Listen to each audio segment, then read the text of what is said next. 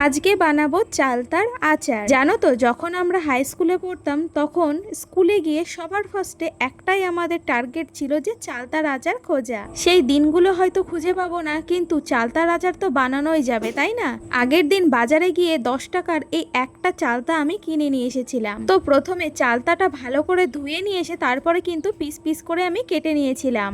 এবার কিন্তু চালতাটা আরেকবার শিলে ভালো করে আমি থেতলে নিলাম। শিলে একটু থেতলে নিলে খেতেও কিন্তু ভালো হবে আর জিনিসটা খুব তাড়াতাড়ি হয়ে যাবে। তারপর আমি কড়াইটা গরম করে কিছুটা পাঁচফোড়ন দিয়ে দিলাম আর শুকনো লঙ্কা ভালো করে রোস্ট করে নিচ্ছি। আমার পাঁচফোড়ন দেওয়ার কারণ হচ্ছে সমস্ত গোটা মশলাই কিন্তু এর ভেতরে থাকে। যতক্ষণ না এখান থেকে হালকা একটা স্মেল বেরোয় ততক্ষণ কিন্তু এটা নাড়াচাড়া করে যেতে হবে। আর মশলাটা নামিয়ে কিন্তু একটু ঠান্ডা করে নেব। তারপর কড়াইতে একটু গরম জল বসিয়ে তার মধ্যে হলুদ আর লবণ কিন্তু দিয়ে দেব। তারপরে থেতো করে রাখা সমস্ত চালতা কিন্তু ভালো করে দিয়ে দেব। তারপরে আমি চালতাটা ভালো করে জলের সঙ্গে মিক্স করে নিলাম।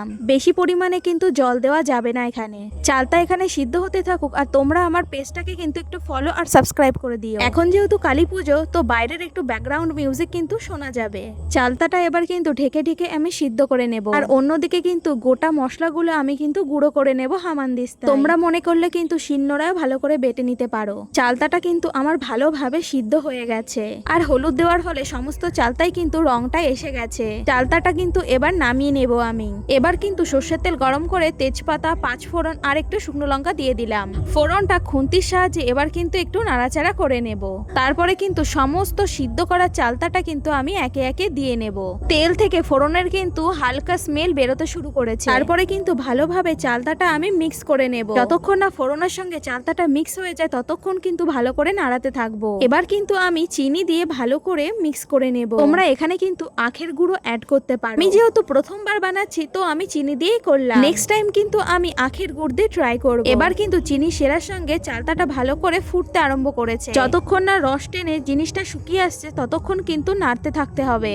ভালো করে না নাড়লে কিন্তু তলায় লেগে যেতে পারে। এবার কিন্তু গুঁড়ো মশলার সঙ্গে ভালো করে আমি জিনিসটা সেট করে নেব। ভালো করে জিনিসটা আমি কিন্তু মিক্স করে নিচ্ছি। আর দিয়েছিলাম একটুখানি তেঁতুল। এইভাবে কিন্তু তোমরাও বাড়িতে খুব সহজে এটা বানিয়ে নিতে পারো। চলো এবার ফাইনাল লুকটা তোমাদের সাথে শেয়ার করি। দেখো কতটা লোভনীয় হয়েছে আর কতটা সুন্দর হয়েছে। তো আজকে এই চালতার আচারটা তোমাদের কেমন লাগলো কমেন্ট করে জানিও কিন্তু।